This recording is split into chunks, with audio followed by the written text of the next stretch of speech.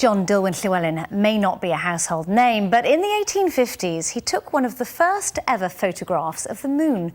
To do it, he built an observatory on the Penllergare estate near Swansea. Now a local charity has taken charge of the near-derelict building with plans to restore it as a fully functioning observatory. Carwyn Jones has more. In 1851, a new type of building appeared on the outskirts of Swansea, one of the first of its kind ever seen in Wales. It was an observatory, built specifically to capture images of the night sky in the days when photography itself was in its infancy. It stood in the shadow of the Penllergare mansion, which was demolished in the 1960s. The observatory was spared the wrecking ball and still stands today, but only just. Years of neglect have taken their toll.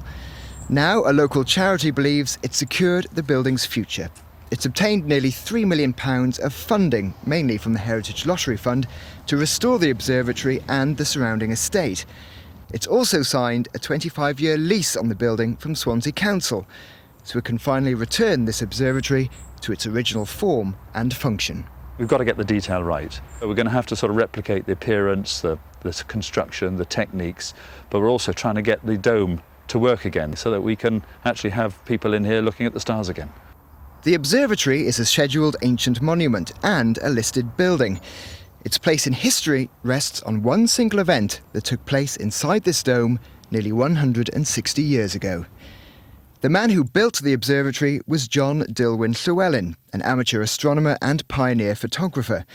He combined both of those interests in 1857. With the help of his daughter, he took this, one of the first ever photographs of the moon. For John Dilwyn Llywelyn to have taken that iconic photograph of the moon from the observatory behind me would have been a huge technical challenge. His camera would have been heavy and unwieldy. No automatic exposure, no automatic shutter, no adjustable lenses. In fact, there was no way of knowing whether the photograph had taken at all. But to his surprise and delight, it had taken, although it required a steady hand and untold patience. Looking inside the dome today, you'd scarcely guess that history was made here. Work on restoring the building will start in the next few months, and the hope is to turn it into a fully functioning observatory by the end of next year.